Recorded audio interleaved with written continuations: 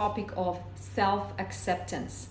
And I'm curious, you guys, self-acceptance, when I say self-acceptance, what does come up to you? Acceptance, yes, and most importantly, self-acceptance, right? Because we can have acceptance of our life circumstances, we can have acceptance of the people around us, whatever is happening, of COVID, of situations that we cannot control, but loving yourself, I love that. It's your birthday. Happy birthday, Joy, Ali. What is it that comes up to you? What is it that you're thinking when you say self-acceptance, right? And let me give you an example. Self-acceptance is, for example, but yourself first. Yes, exactly. Let's say you have made a mistake a few years ago, 5, 10 years ago. You've hurt someone. You've hurt somebody's feelings, maybe even intentionally. And you're still holding that against yourself. You're still blaming yourself. You've modified your entire behavior around the fact that you think that you're guilty of what you did however many years ago. Who can relate? Accepting who you are. Good morning, Nidal. How are you doing? So when we say self-acceptance is consciously going back into that circumstance, whatever you think that you did wrong, you are wrong. Whatever wrong you did, you think, you're going back and you're actually taking the decision of forgiving yourself for that thing, right? And I can give you an example from my own life, right? Many years back, I'm blessed to be a mom. I have 2 teenagers. They're nice and well today. But many years back, when they were really small kids, I was not the person I am today, right? I was an insecure human being. I was always questioning myself. I did not have much self-confidence, and that definitely that was really expressed in my parenting skills. I would be very impatient. I would yell at my kids. I would not listen to them. I would just be very insecure because deep down I knew I was not a good mother. So I would always blame myself. And since that time, I just kind of had this feeling that I'm a bad parent. You did what the good for that time, according to mentality, indeed. But because I was always assuming that I am a terrible parent and I kind of broke my kids in a certain way, I would really act for many years after. I would act from the assumption that I am a bad parent and that I did something really wrong. If you made a mistake, fix that right away. Exactly, fast. But sometimes we can't. Sometimes we cannot go back and fix the situation. Sometimes, let's say the times that I yelled at my kids, I cannot undo that, right? So that's where acceptance comes in. So because I was walking from a situation where my assumption was that I'm a bad parent, right? And because my assumption was a bad parent, I would always see everything that my kids do as a result of bad parenting. And it was this vicious circle of me really living in this guilt and living in this shame of being a bad parent. Not until I realized that this is hurting me and hurting them so very much. I had to do a lot of self-acceptance work in order to release that whatever happened and to embrace whoever I am in the moment. So self-acceptance has everything to do of releasing that old story that you're telling yourself, or who you were, or what you did, and what you did not do, and how wrong you were, and really embracing, taking a very detached and really unbiased as much as possible look at yourself and say, okay, even though all this happens, I accept myself the way I am today. My dad leaves my mom. What should I do? Bond, my heart goes out to you, but that is not something, even though this affects you so much, those are your parents, but this is between the adults. It has nothing to do with you, and you'll have to accept what their journey is, right? So it's back to acceptance again, right? All right. I don't understand you very well, but I'm trying to get you out of hand movement. Thank you, but that's how I talk. I talk with my hands, so I apologize for that. All right, so this is an example of acceptance. And why acceptance is so important? Because if you don't really accept yourself of how you are at this point right now in time, if you resist, right? If you think, oh, I'm not good enough, or I'm not good enough of a parent, or I am just not a good human being, or I'm a hopeless case. If you don't accept yourself as you are, you will never be able to change. It's like, in order for you to change, whatever you're trying to change, to improve, to grow in your life, you have to go through this wall of non-acceptance. Does it make sense? Does it make sense, you guys? You really have to break the wall of non-acceptance, because what's here is like, nope, I don't want to, I'm not good enough. I'm not, what's in this non-acceptance is judgment. In this non-acceptance is judgment. And the only way for you to change anything about yourself, about your life, about your environment, about your energy, about your future, is going through this wall and dismantling the wall, right? And it's a matter of, you can't jump over it and continue, because it's still staying behind. It will damage, it will continuously give you this feeling of not good enoughness. We can't go around it either. It's like, well, in order for me to get from here to here, I have to melt this away. I have to allow it to disappear, right? I believe that, but it depends on your surroundings. In what way, Faz? I'm just curious. What do you mean by that? Right? Yes, thank you so much. I'm a life coach, guys. I'm not an English teacher, right? So the big question is, okay, Lio, I know I don't accept myself, but guess what, Lio? I don't want to accept myself, right? Because that's what I hear. That's what I hear often. People say, I cannot accept myself. If I accept myself the way I am, it means that I am becoming complacent, that I will stop wanting great things. If I accept myself, it means I will never have the chance at changing, because then all of a sudden I accept that I'm mediocre. All of a sudden I'm accepting that I am not good enough. So the resistance to accept, so it's kind of like counterintuitive. In order for us to grow, we need to accept ourselves as we are right now, but then I don't want to accept myself as I am right now because I really think I'm not good enough, right? Doesn't make sense, right? Do you guys admit it and deal with yourself? I love that. That's a very, very good perspective, right? How can I accept myself, Nidal? That's a very good, how can I accept myself? How can I accept myself where for decades and decades I thought I'm not good enough in whatever, not good enough, right? What does melting the wall entail? Because when you melting the wall, all of a sudden you are free to go wherever you want to go. Because as long as you don't accept yourself, so that's the first step. What needs to be accepted? So let me continue the example of me thinking that I'm a bad parent. I had to accept that I am a mediocre parent. It hurt. It really, really hurt. I had to admit that I did inflict pain on my children by being irresponsible and by shouting irresponsibly at them and releasing my own insecurities on them. I had to accept that. And I know this is not a popular opinion, and I know many of you guys maybe will drop out of this, live, but that is the truth. We have to accept ourselves in the middle of the mess that we think we are.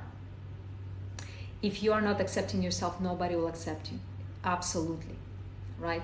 Because what happens is, say, well, Lio, nobody is as big of a mess as I am. Nobody did as many mistakes as I did. So my answer to that, probably not. Even though, let's assume, even though you did the biggest mistakes of your life, my question is, so what?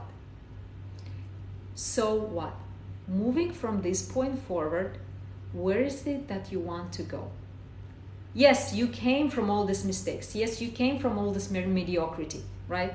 Yes, you did all of those things. And my question is, so what? All of that was in the past.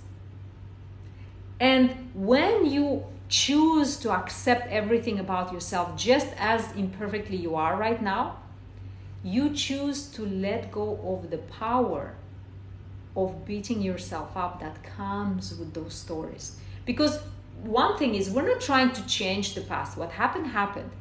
Whatever you did, you think you did wrong, it's already there. But what we're releasing the judgment that is attached about you, about you, with everything that happened. We're not trying to change. That's another thing, you guys. We're not trying, sorry about that. We're not trying to change what you did not do. We're trying to detach emotionally, to say, yes, I did. Yes, I was wrong. Yes, I did not do. And I accept myself. And I see myself. I see myself in all my imperfections, and I accept myself. I want to ask, how can I help myself to get high self-confidence? Nidal, so, in the context of what we're discussing today, in the context of self-acceptance, self-confidence is built up from a foundation where you have no judgment for yourself. And when I say no judgment, I don't mean you're foolishly in love, egoistically, crazily, selfishly in love with yourself. I'm talking you coming from a foundation where you are able to nakedly look at all of your shortcomings and say, even though I am not, maybe I did this mistake, even though I am 42 and I don't have everything figured out, even though I should be in this place but I'm in this place, even though my marriage failed, even though my company failed, even though I lost my job, even though I got fired, I am still a worthy human being. Because your worth is not related to what happened, did not happen, are you perfect, are you imperfect, whatever. Because we don't accept ourselves in a moment where we think that we are inherently unworthy. I am a bad mom, hence I'm not worthy of love, hence I'm not worthy to allow myself to feel good about myself, right? Thank you very much, you're welcome. Right? Does it resonate, you guys? Does it make sense? So when you say, hey, you know what? I am all kinds of imperfect. And another thing about acceptance, it's not this, as I said, it's not this blind, dream la place where you think you're perfect, because you're not, nobody is. But it's saying, even though I'm all kinds of imperfect, I accept myself where I am. So this wall of self-judgment, slowly we start chipping away at the wall. And sometimes, in order for us to chip away on this wall, we need to go very specific. We need to go, I accept myself for all the mistakes that I did. I accept myself that I did not put enough work that I was supposed to do. I accept myself for all the wrong things that I thought, or all the wrong things that I do or did not do, right? So when we allow ourselves to melt that away, right, then what's left? That's another fear. Because people become so attached to the self-judgment, they become addicted to it. All they know who they are is this place where they continuously judge themselves, and that becomes their identity. And it's so crazy. It's so crazy that when we're talking about self-acceptance, we have so much resistance. Because for so many people then, if I am not the bad mother, then who am I? I was so bad for such a long time. Can I be one? Can I be a good one? So what happens years and years and years back, I decided I'm a bad mom. Or whatever, you decided that you did something wrong, right? You hurt somebody's feelings, even intentionally, and say, oh my God, I'm a bad person. I'm not a trustworthy person. I'm a person who lets people down, right? I'm a person who people cannot rely on. Whatever other self-judgment goes through your mind there. So you've decided, you made a decision, and you built it into your identity, right? Or I'm not good enough, or I'm never be smart enough, or I never can open my business because I'm irresponsible with money, or whatever, you name it, like insert your judgment, whatever you decided about yourself, or why so many women struggle to separate, because they say, well, I cannot live by myself, I cannot sustain by myself. So they make a decision 20 years ago, 15 years ago, 7 years ago, 9 years ago, I don't care. And they made this decision about themselves that they are not enough. And the crazy thing is, once you make that decision, you start believing it, and that becomes your reality, right? And that's why self-acceptance is so massive, it's so crucial, because self-acceptance brings all of that to the surface. And then it's like, oh, so I decided so many years ago, based on all the actions that I did, that I'm a bad mom. So here it is. What do I do with it? So there's two choices from here. Either say, okay, I'll continue until the rest of my life, until the day I die, I'll continue cherishing this thought that I'm a bad mom because something I did 20 years ago. Or you can say, wow, it came up to my attention. What is it that is going to serve me, my kids, my relationship in the future? What's going to serve me is for me to release that, drop like a dead weight, and to continue from now on forward with a different decision about what kind of parent I am. And here's the secret, you guys. And this is massive. Like, if there's one thing I want you to take from today, this is it. And that's just hit me like a ton of bricks. When I thought about it, I'm like, oh my God. Okay, I'm so excited to share this with you because, okay, here's the thing. Whenever you decide something about yourself in the past that is very poisonous and unhelpful, once it comes up to your awareness today, you can undecide that. I'm so excited. You can undecide what you decided. It is you who decided that you're a bad person. It is you who decided that you're not a worthy person. It is you who agreed to adopt the opinion of somebody else who thinks of you less than who you are. You took a decision. Somebody, your parent, your teacher, your boss said that you're a useless human being. Yeah, they said that, but you decided to adopt that as the view of yourself, right? I'm sorry, guys, if I'm going too hard, but this is so super important. And because back then you decided to agree with the way they see you to see yourself, you can undecide that now. Even though I saw myself as a useless piece of junk, the same way as the boss described me, today, right now, right here, I undecide that. And what does it mean to undecide? It means to take a decision, which is like a knot, and untie it and let it go. You have no commitment. It's your completely in your control what kind of commitment you choose, what decisions you choose to be committed to. And once a decision is no longer helpful or no longer serving you, or it became to your awareness that that was the most poisonous thing to do, you just can undecide that. Untie the knot and take a different decision about yourself. Does it make sense, you guys? Right? Does it make sense? I'm very, very curious. And you guys were talking about self-acceptance, and I can see many comments not on the topic, and I will not address them right now. I'll go through the comments at the end of this video just because I want to stay on the subject. So if you have any questions or any comments on what we're talking about right now, please let me know. I'll be more than happy to address that, right? And any other questions I will not be addressing right now. I'll just address them at the end of the video, right? So this is what self-acceptance does. Self-acceptance actually allows you to review all those decisions that you did about yourself and allows you to release them. So melting the resistance, melting the self-judgment is actually revisiting those decisions that you took about yourself however many years ago, right? But then you can also tell me, you say, Lio, but you know, the world proved to me that I'm not worthy, or the world proved to me that I'm not good enough, right? Or the circumstances proved to me. So it's not that I think I'm not worthy, I know I'm not worthy, or I know I'm not good enough. Okay, so two distinctions. Number one, worth and good enough are completely two different things. Two different things completely. So if you're not good enough, this very well might be true. Am I a good enough Japanese speaker? Zero. I'm a hopeless Japanese speaker. I'm not good enough Japanese speaker. Am I a good motorbike rider? I am not good enough to be a motorbike rider because I've never ridden a motorbike in my life. I don't know how to ride a motorbike.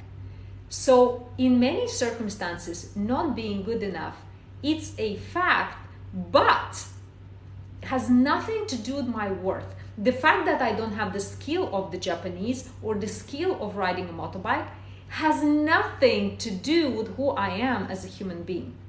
So what happens is, very often, most of the time, we confuse the two. We confuse the two, right? And then we say, well, if I don't speak Japanese, I'm a worthless human being. If I can't ride a motorbike and everybody can, then I'm a worthless human being. So it's so important to make the distinction between what's your worth and if you're good enough. So when you say I'm not good enough, and I'm not good enough, I'm talking in skills terms, like learning how to ride a bike, learning how to communicate even. Even if you're a bad communicator, not good enough, it's okay. Has nothing to do with you as a human being and your worth. Then what we do is, okay, I'm not good enough as a manager, right? It doesn't make you a hopeless human being. I'm not good as a mother. It doesn't make me as a hopeless human being. What it means is that I identify the skills that I need to learn in order to improve. But inherently, these skills have nothing to do with who you are or your worth as a human being. Completely different things. So can we please pause, and whenever we start judging ourselves and not accepting, making a huge distinction between I'm not good enough, which is true. Yeah, I'm not good enough. But then if I'm not good enough, then what I do is I identify the skills I need to learn or the habits I need to develop in order to overcome whatever that is that that I think I'm not good enough at. That's one. And number two, you can't be good enough at everything. That's another thing. That's why you need to decide what's important to you, what are the criteria that you want to grow into, the person you want to become, and then hold that sacred for yourself. And that's why, look, self-judgment or the sense of being good enough, it's inherently self. It's inside of you. It's from you to you. It has nothing to do with other human beings on this planet. Zero. Like zero. It's self-worth. It's self-love. It's self-acceptance. It only has to do with you. From you to you. From you to you. It's nothing to do what other people think of you. The Japanese people can think I'm an idiot because I don't speak Japanese, but does it matter to me? Zero, right? Because I know who I am. I know that Japanese is not on my top priority lists, and I know that even if I don't speak zero Japanese, I'm still worthy. Similarly, if we have and that is real for people in our close families as well, even for our parents. Even for our aunts and uncles and brothers and sisters and teachers and bosses and people and our kids even if they, in their worldview, they think we should have a certain set of skills or should be a certain way, it's still their view of how I should look like. And with all love and respect, that's where boundaries come in and say, hey, I love you, mom, and I treasure you and I honor you, but because I know how is it for me to be good enough. Even if you think I should be a certain way, I respect that, but this is not on my priority list. And that's how you're able, because especially culturally, right? Especially in Arab countries, the influence of family is very important, but not only. Even for me, I'm Romanian, the influence of family is huge. So often people struggle, is it, yes, Lio, how can I feel good enough when 57 of my relatives think I'm not good enough? Fair enough. And I love them, and I really, really want to be with them, but then somehow there is a disconnect. So that's where you draw the clear boundary and you say, okay, this is about self. I hear you guys, I love you guys, I respect you guys, thank you for your opinion, but I know that I'm worthy when I know that these are the skills that I want to develop, and these are the skills that I don't want to develop. And it's a lot of work. It's some work to do this distinction. But once you do that, then you can refine and kind of shortlist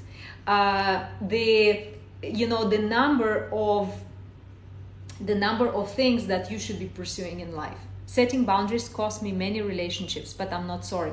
Yusra, the most important, this is gold, I love this. The most important relationship you have in life is with yourself. You go to bed with yourself, you wake up with yourself. You wash dishes with yourself, you take a shower with yourself. You go on stage with yourself, you feel failure with yourself. So that is the main important thing. What you said is correct, but when people start drawing boundaries, it leads to abuse and fighting.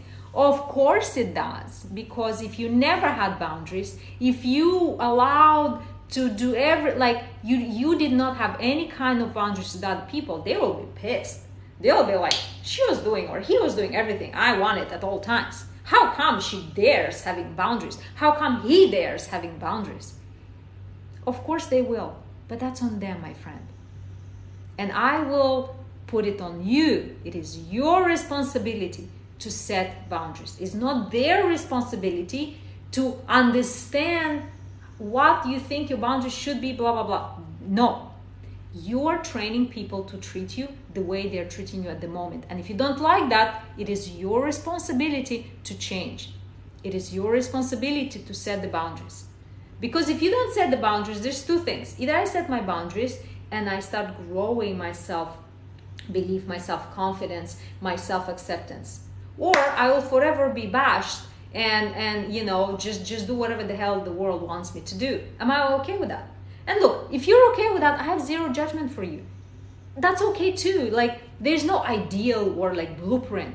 If that is okay to individually you, I love you, I have no judgment for you, and that's okay. But if you feel that you're not aligned with that, I'll put it on you. And yes, there will be resistance on their side. And yes, they will be upset. And yes, they'll feel like, oh, what the hell is going on? Because they're losing control over you. Yes. But what is it the price that you pay if you don't do it? What is the price that you pay if you don't do it? Think about that, okay? Parents usually start abusing and hitting their children, which makes stuff worse. I agree. And that saddens me. That breaks my heart. That really breaks my heart. But I'll tell you this. No matter what happened to you, no matter what circumstances you went through, no matter whatever abuse, whatever, you're an adult now, right? Or I assume so. Happier than ever. I assume you're an adult now. And the very definition of the adulthood is to say, hey, I'm an adult now. Whatever happened to me happened. I cannot undo that. I cannot change that. But the definition of maturity is taking back this responsibility and saying, hey, regardless of whatever happened to me, what is it that I need to do? What is it that I need to reframe for myself? What is it that I need to heal within myself in order for me to live the life of my dreams, in order for me to create the life I deserve and desire? And it's on you. It's not on your perpetrators to come and do that for you, whoever hurt your feelings. It's your responsibility because you live with yourself. It's your responsibility to say, my relationship with myself is important, and the work of my life is to improve, to create the best relationship with myself that I can. Why? Because then I can serve in the best way other people. An unhappy, angry, victim mentality person will never be able to provide a lot of positive, a lot of love, a lot of understanding, a lot of space to other people, because they'll be walking from the pain. But your responsibility as an adult is to heal whatever needs to heal, let go whatever. And my heart goes out to you, but I don't care what terrible things happen to you, because I know you are powerful and I know you can overcome that. I really know that. I really believe that. Really, really, really. I know you are. I have no doubt you are. Okay? And I'm sorry for being a little harsh, but we have to assume responsibility, because as long as, look, does my heart break when I hear abuse? It breaks my heart. It breaks my heart. It makes me cry. And you guys, trust me, as a coach, I hear stories that makes me remove my skin from my body. Terrible things that people have had to live through, and they didn't choose to live through that. But then what I also know, if I give in to their stories, victim stories of people, and that's happened, that real things happen to people. We can't pretend those things didn't happen. But as a coach, if I give in to their story, if I feel sorry for them, I break. It's like the last chance they have at like grabbing on that straw for not to drown. I'm there, right there with them. I never feel sorry for them. I hear them. I have empathy. My heart breaks for that child or for that young person, whatever they went through. But I never feel sorry for them, because feeling sorry is like, the last nail in their coffin. I don't do that. Instead, I say, yes, all of this happened, but you're a different person now. And what we're going to do is we're going to look at what happened, and we're going to let go, let go, let go, heal, let go, heal, let go. Yeah? It's your responsibility. And I know you can do it. And that's why I don't care what happened to you. I do not. I know, and I've seen it hundreds and thousands of times all over again. You are capable and able because you were put on this planet for a purpose. Okay? Nashab, thank you so much for your heart. Thank you so much, right? You were put here. Thank you so much, Marina. Thank you so much for being here. You're put here for a reason, right? Hence, all of those stories, but then what? Acceptance is what? Why acceptance is so scary? Acceptance is letting go of those stories. Really letting go. I'm not that person anymore. I'm not the victim. But then you see victimhood is very appealing and attractive. You say, what, Leo? How is it that, yes, victimhood is attractive because if you are a victim, then you don't have to do the work. Then you'll always say, well, I cannot move on with my life because all of these things that happened to me. And that creates a very, very safe and comfort place where you don't really have to take action and do the work, right? And again, I know I can sound harsh. It's like, Leo, you're insane. Yeah, I'm a victim and you're coming here attacking me. I'm not attacking you, I'm empowering you. But I want to tell you that victimhood can be a very appealing role to be stuck in, because then that allows you to give you the mental space not to take action and not to do the healing and not to do the work.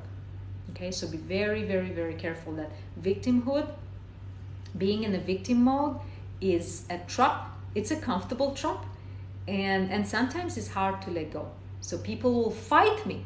People would fight me and demonstrate me that they deserve and they should stay as victims for the rest of their lives and that the world owes them so much.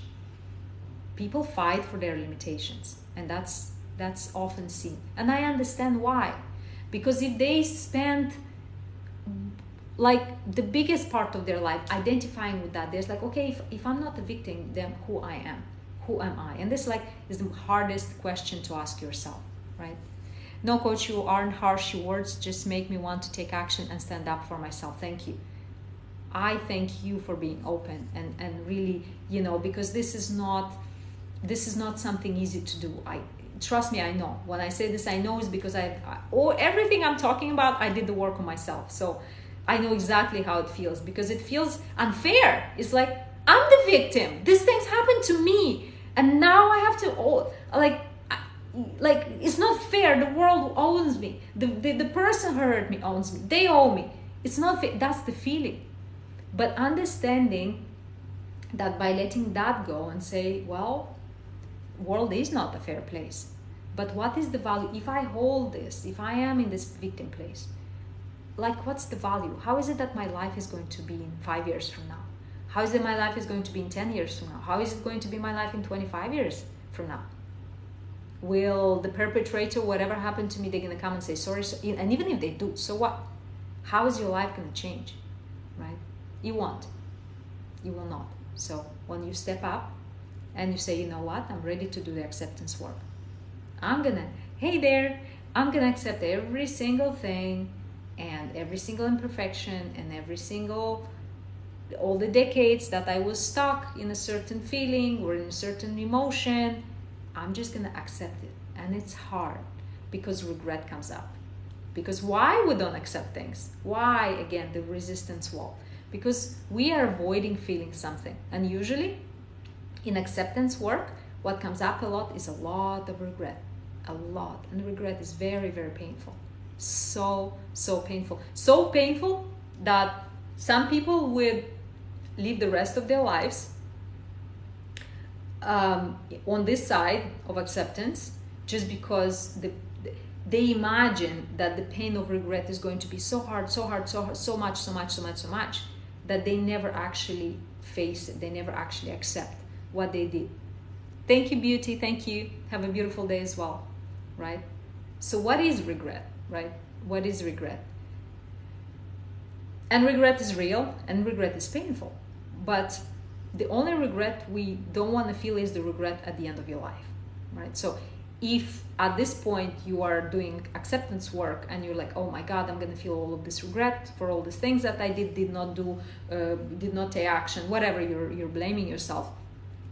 Think about that whatever regret you're feeling now is going to be times 5,000, 10,000, times a million if you don't take action now and you wait until the end of your life. Just imagine that kind of regret.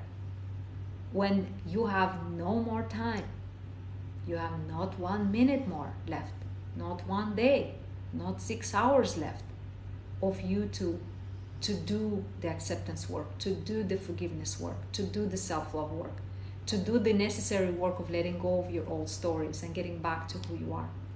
Imagine that kind of regret.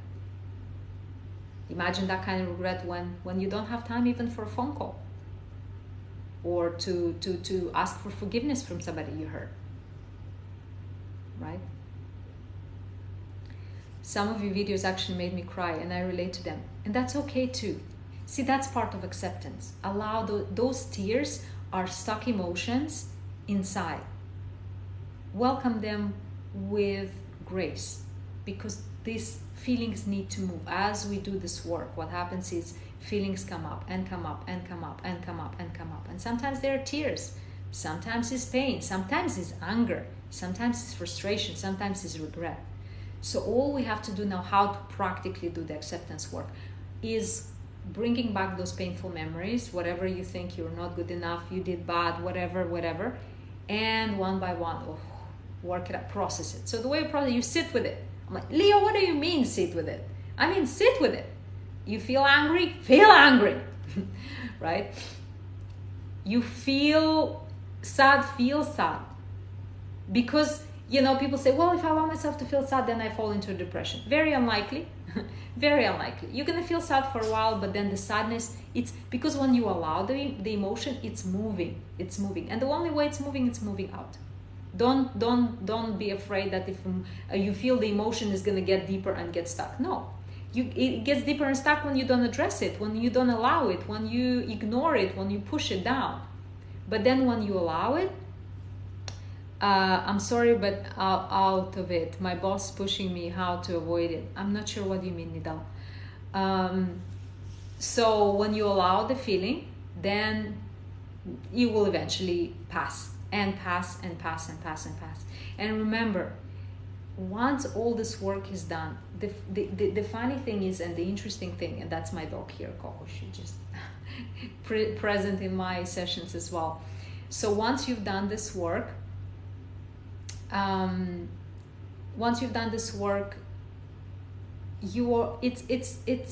a work that is done forever. So it's always in your consciousness. So as you go further in life, you will see sometimes your mind has the tendency to go back to that romance, that place where you don't feel good enough, when you judge yourself, when you criticize. But what happens is never going to be the same, because now you're aware. You're like, oh mind, where are you going? Come here. Like, do you know, you guys, you have those days when you wake up and your mind is looking for a drama? Like, is literally like, maybe you slept bad, maybe you had a late dinner and your digestion wasn't good during the night, and your body is tired in the morning, and your mind is like, wakes up, is like, what is wrong with the world today? Let's find out. Do you guys know what I'm talking about? Every day, oh my God, I have these days, and I literally, like, I picture in my mind, I see my mind like this, like this crazy woman with like extra makeup, lipstick like this as much, she wakes up and she's like this, and she's like, okay, what's wrong with the world today? You're wrong, she's wrong, he's wrong, right? And it's so funny. I literally see myself that way. And then when I see myself that way, the funny thing is that I smile, right? I agree, right? It's I think we all can relate, right? So when and that's what happened, because acceptance, it's a long journey. And on days like this, I see, oh, wow, whoa. When I realize, sometimes it takes me like 10, 20, half an hour to say, whoa, mind, where are we going today? And the mind is looking for drama. That's it. It's just remembering the good old times when we were a drama queen or a victim or the world was against us or whatever the hell story I was telling myself. So the mind wakes up, is like, whoa, back into the past. So then I just have to do all this work. Is like, okay, mind, what's going on? What's really going on? Right? So I almost, treat it as a child who is lost, who's crying, and that fact to me, just laughing at my own mind, looking for drama, just breaks the pattern, like really breaks the pattern. So use humor. Like if you guys imagine your mind, like in those moments when it's looking for a drama, like you'd imagine it like what, right? That's my vision. Like a crazy woman, right, with a cigarette and what is wrong with the world today? So when I use humor, I disarm these negative emotions. I disarm the criticism and the need for drama, and I just switch into something that I really need. And I also ask myself, okay, what is really going on?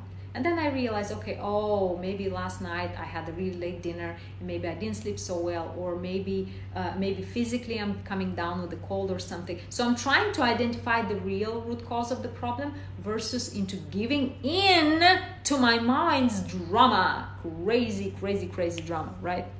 Nidal, I do broadcast almost every day. So the way you can actually subscribe to my live events. After this event, I'll post the schedule for my next session, so you can subscribe. But by the way, you guys, finally I'm doing this. So all these lives, even if you miss them, I post them. So now I'm in the process of slowly publishing them on YouTube. So if you go on my main profile, you see the Instagram icon. So if you click on it, you'll have two links to my Instagram and to my YouTube channel. I hope I hope you can subscribe to both. I'll be very grateful. So you click on the Instagram icon, you'll have two links to the Instagram and to the YouTube. And if you go to the YouTube, that's where I will be posting all these lives that I'm doing on TikTok. They will be available on YouTube. So if ever you miss something, or you say, well, I'm not interested in this, but I'm interested in this topic, you can then go and subscribe, and then you can watch all of them, because I think at this point, I keep on doing this, there are quite a few accumulated. I will, you're actually so good. Thank you so much. I really appreciate it. And this is there forever. If somebody did many things wrong and crazy, is it right for him to migrate to other place? Jabbar, you can migrate, that person can migrate to the other place, but remember, they can't run from themselves. Even if they migrate to another place, they bring themselves with them. Yes, okay, fine, I see your point, but if they don't do the work of making peace with whatever, then that's useless pretty much, because wherever you're gonna go, you'll bring yourself with you. So yeah, thank you, Marina. Coach Lio, what are the ways to let go of people who still live in your mind despite not talking to them? Oh, great question. Oh my God, I totally feel you. It's like I have conversation with people I haven't seen in decades, right? And I'm still fighting with them and try to prove them something and show them how things are done. And oh my God, it is such a good question. I love that. I really love that. Yeah, despite not talking to them anymore. Oh, totally relate to that. Fantastic. Thank you for asking this question.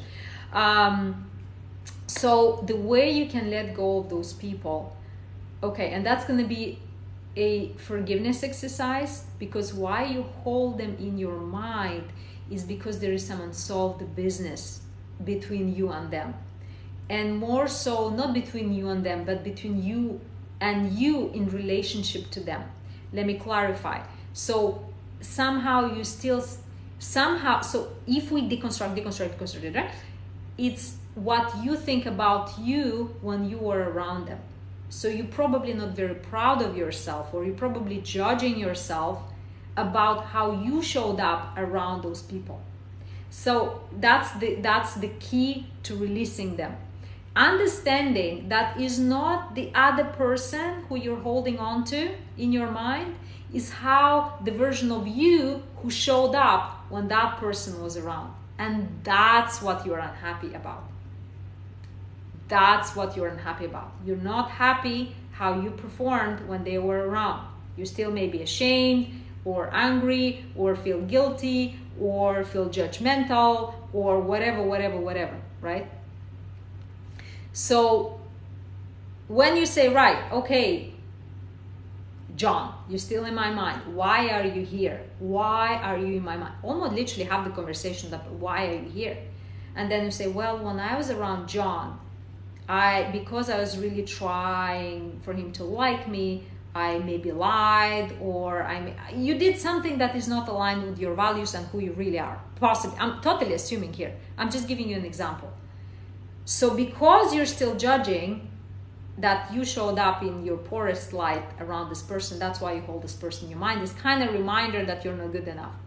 So when you go and say, wow, I really did not show up around that person the way of who I am, truly at my core, let me forgive myself for that. Let me accept myself. Maybe I behaved like that because I wanted him to like me, or I wanted him to accept me, or I was a bad person and I was being selfish, or whatever behavior you're judging yourself.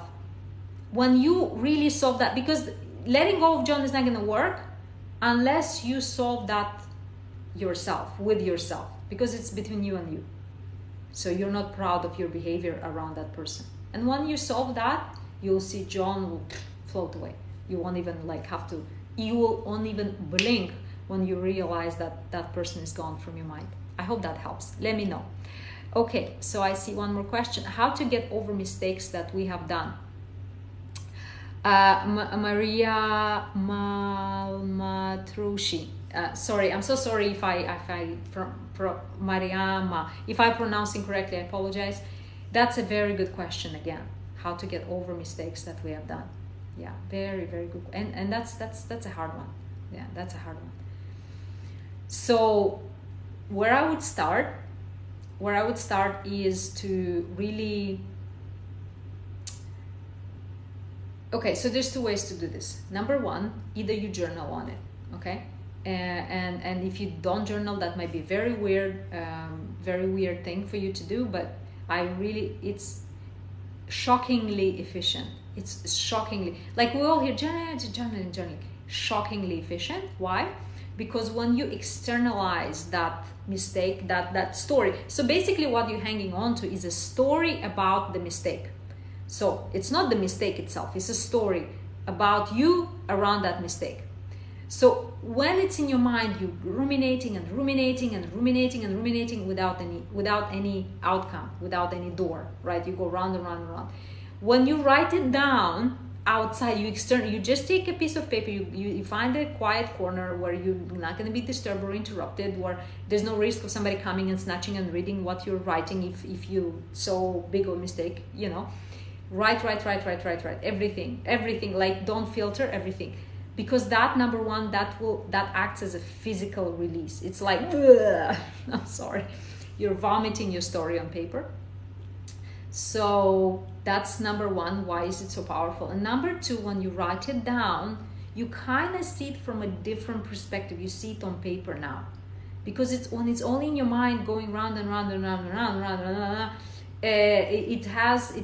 It becomes automatic. You don't even think it. It's the same story. It's like a CD. It's burned on the CD, and it's the same thing. You can't really change. So by simply externalize it, vomiting it on the paper, you can have a different light. Number one. Number two, you have a sense of release that is out, right? And number three, it might give you an insight that you didn't think about before. So that's why number one, journaling is very important. Another thing it's the process of forgiveness. It's the process of forgiveness. And when I say process, that's exactly what I mean. Because maybe whatever mistakes you did 20 years ago, let's say, and you're judging yourself for 20 years for that mistakes that you did, you have a mental loop in your brain. There's literally a loop between certain neurons that are wired together, and then every time you remember the mistake, it plays the same scenario, right? So you actually have a mental habit of beating yourself up or feeling guilty anytime you remember about that mistake. So the process of forgiveness is going to take a little while to It's like, okay, when you go in the woods, you walk on the same footpath all the time. There's like a footpath grow, right? The grass doesn't grow there because you're constantly walking there.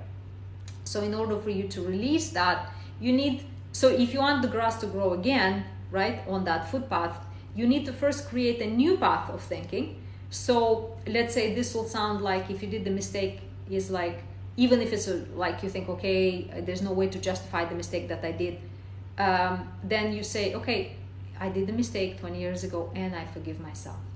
And I forgive myself, literally, and I forgive myself. And I forgive myself. I did the best I could. And then give it a new meaning.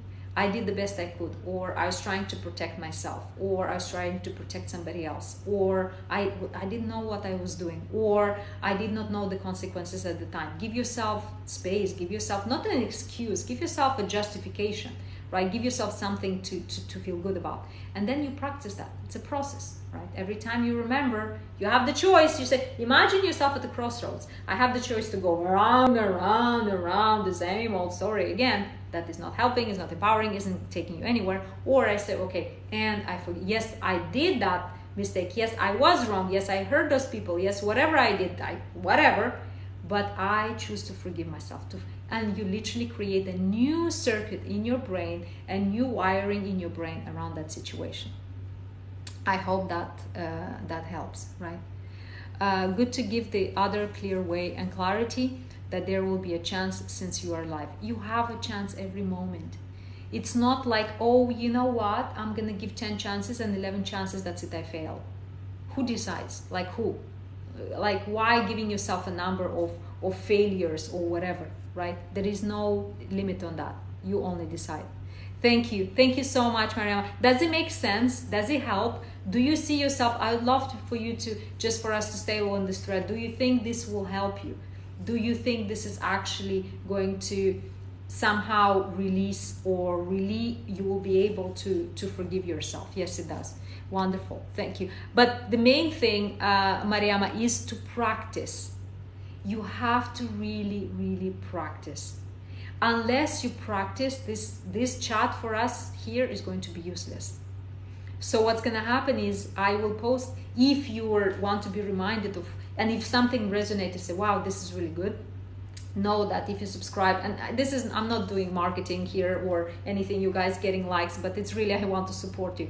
So if you subscribe to my YouTube channel, as I said, go to my profile, Instagram icon, click the link YouTube, subscribe. I will post this video, or either today or tomorrow, maybe I'll post on my YouTube channel, and will forever be there. And anytime you need to be reminded of, just go fast forward to this moment, whatever number minute is going to be, and remind yourself of it. But the key here is practice, Mariama, because you've been thinking a certain way for a really long time. It takes a little while to build up the muscle the other way. It takes a little while, it takes a little time. So consistently, it takes up to 90 days to rewire a new thought. It takes time, but is it worth it? Oh my God, really, really, okay? What are we talking about? We're talking about self-acceptance. So that's what we're talking about. And if you missed the video and you want to watch it, this video will be available on my YouTube channel. Go to my profile, subscribe to my YouTube, and this will be available on my YouTube channel, so you can watch it if that's something you would like to know. All right, you guys, so I am looking at only questions related to the topic. I'm not ignoring you guys, anybody else, but I'd love to stay on the topic since we're talking about self-acceptance. Practice, practice, practice. You get better by practice. It's just like sports. Yes, absolutely, absolutely. Okay, so I will address bonded crown. I can see your comment. I can't see my dad. What should I do? I don't have a practical advice for you, and I don't know where you are in your life, but I will tell you this: know that you are loved. Remember that, no matter what happens externally short term, because from what I understand, your parents are separating, and many crazy shit, and I said that word, shit, can happen between now and whenever this whole thing is done. Remember, this is not your shit. This is their shit. This is between your parents, whatever is happening between them. What I want you to know and burn in your brain is that you are loved. And whatever is happening between them has nothing to do with you. It's an adult thing happening between two people who decided to get together even before you were born had nothing to do with you. They both love you. Remember that. But short term, allow them some space. Allow them some space, right? And remember that you are loved. That's it. That's all I'm going to say. Do not for a second dare thinking that you are not loved, because I'm sure you are. That's the feeling that I'm getting. Okay? But short term, there will be all kinds of crazy stuff, but it has nothing to do with you. Okay? Practice self-love. Remember that you're loved, and allow the space for things to unfold. Because sometimes and it's very easy for me to talk, I know, because it's a terrible situation to be in, and my heart goes out to you. We're here for you. Join these lives. Keep on seeking communities that are empowering and empowerment to help yourself in this very moment, right? And another thing I want to say is, everything shall pass. Everything shall pass. Everything in life is cyclical. If you're on the bottom of the circle and it feels like, oh my God, this is terrible, can I go any lower? Remember that it always goes up. Always, always. And equally, if you guys are on top of the world, remember that you will have a little down after that, and that's okay, because everything in life is cyclical. Even in nature, look you guys, we have seasons. There's hot and then it's cool. There is the seed and then the fruit, and then we collect the fruit and then it's back to the seed again. Everything in life is cyclical. Remember, even if it's the terrible of times that you're going through right now, time will pass and things will improve. I promise you, okay? Remember you're loved. That's all I can say, all right? I hope this helped. And all my heart goes out to you. All right, okay, I hope this, I really hope Bonded Crown, yeah, I hope this helped. I really hope. Let me know, what do you think? Did it help? Thank you so much. Thank you so much. Wow, you're amazing. Happier than ever. You're an amazing person, and you guys are awesome. Thank you, Coach. It's always good and helpful listening to you. Thank you for sharing. Yusra, you are amazing. I really appreciate you investing your time in here. I don't take it lightly. Your time is the most precious resource in your life, and you choose to dedicate it to this space right here. So it's a blessing to me. Thank you so much for being here. Yamat, thank you. Wow, I mean, golden chest. Thank you. You guys are spoiling me. Thank you. So those are things about acceptance. And Bonded Crown, another thing, bringing back home the subject of acceptance, having that perspective of, wow, accepting that your parents are humans as well, and they're figuring things out, because that's the thing, right? We hit an age and we think, well, oh my God, everybody has things figured out and only I don't have things figured out, right? You know that feeling? I'm a coach. 100% of us people, when we're honest, we all will say the same thing. Oh my God, everybody has things figured out and only I don't have things figured out. 100%. Not 99.99999. 100% of us people will say that they don't have things figured out. And that hit me like a ton of bricks. It's like, we're not supposed to have things figured out. We really are not supposed to. That's why we have a life. That's why we don't live an hour. Okay, I figured things out and then I'm dead. I did. No, I'm dead. We're not supposed to have things figured out. Our entire life is a quest for understanding and serving our purpose. Because once you have things figured out and you've served your purpose, what's left to life? What is left to life? Life is a continuous quest. And another thing, it really gave me a great perspective. So there is this study done on people who experienced near death. Not near death, clinical death. People who their heart stopped or, whatever medical condition. So they were kind of behind the curtain on what's on the other side. They have memories of that. So they come back from a clinical death when their body was death and they were revived. So there's a survey done, and a staggeringly huge amount of people interviewed, and that's people from different religion, different backgrounds, like people from all over the world that experienced that near death and came back. So an overwhelming majority of those people came back with the knowledge. So from whatever they experienced, with the knowledge, most of them said that the purpose of us in life on this planet is to be love and to give love. How crazy is that? And I'm talking people who didn't know about each other, never spoke to each other, from different parts of the world, different cultures, different genders, different ages, different everything. Their understanding coming back, they said, I'm gonna rush, and for the rest of my life, what I'm going to do, I'll make sure that I am love, I serve myself, and I serve others with love. How crazy. Good morning, love. Right? How crazy. So when we say, okay, I have things figured out, it's like, okay, I gave all the love I could give, and that's that. When I say that I should have things figured out, we shouldn't. Life is a continuous figuring things out. That's just my perspective. And I might be completely wrong. I'm very aware. I might be completely so very wrong. But this is the perspective that serves me. It serves me to believe that I'm not supposed to have things figured out, because it allows me the space to be more creative, to try new things, to fail, to make mistakes, to be stupid and silly. Like me being on TikTok, you know, I'm a professional coach. I work with serious people, with CEOs, with tech entrepreneurs, with people who have really big influence in this world. But I realized that in order to serve my purpose, which my purpose is to help millions of people around the world to create the life they deserve and desire, in order for me to serve my purpose, I have to be on TikTok. And I had to remove myself from thinking, what is it that my CEO clients will think about me? Because that's on them. If this platform helps me as a medium to reach so many people, I will use it. Damn right, I'll use it.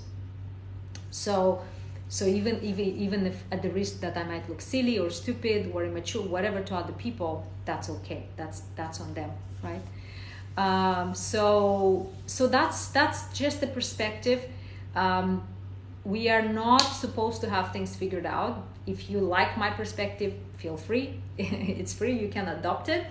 Then it allows you the freedom to be human, the freedom to make mistakes, the freedom to make mistakes and forgive yourself, and then even make even more mistakes. Because that's another thing about acceptance. It's not like, okay, self-acceptance, I've accepted everything what happened to me, but from now on I better be perfect.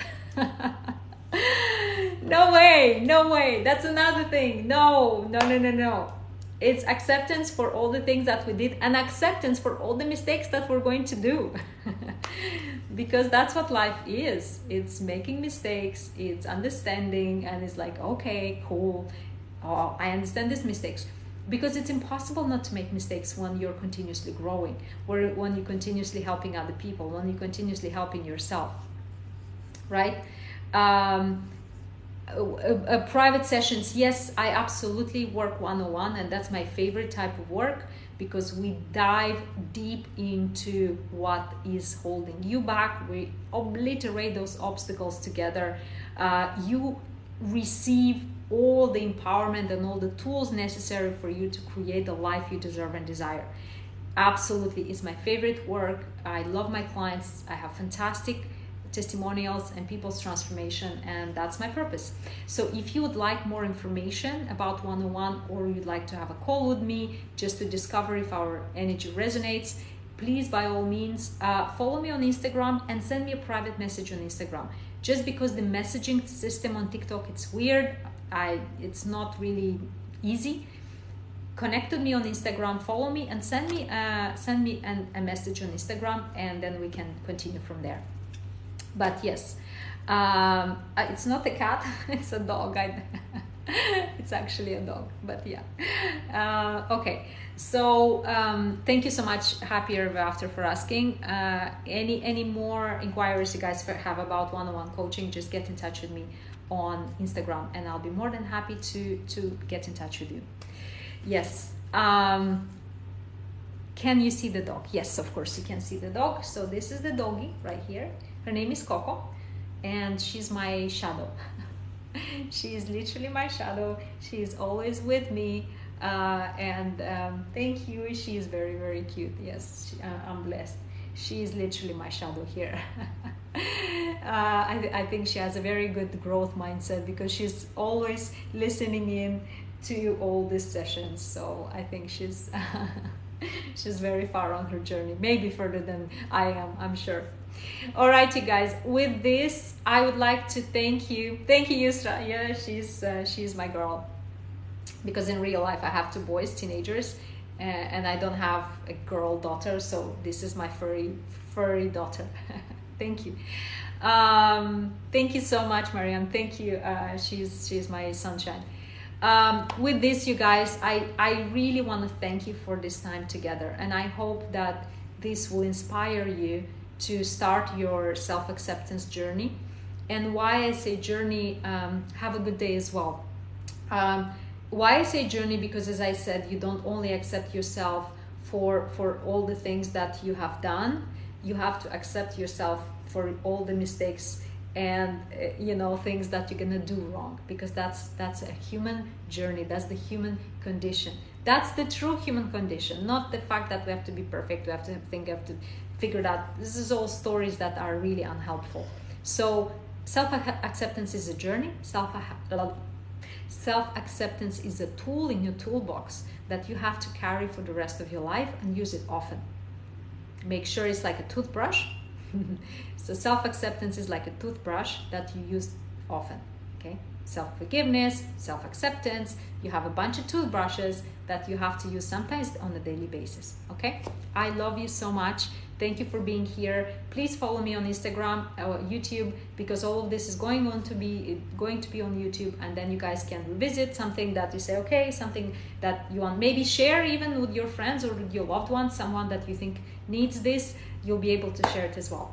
With this, I thank you for your time. Thank you for your energy. You guys are amazing. And remember, you are here on this planet to be loved, give love, and create the life you deserve and desire.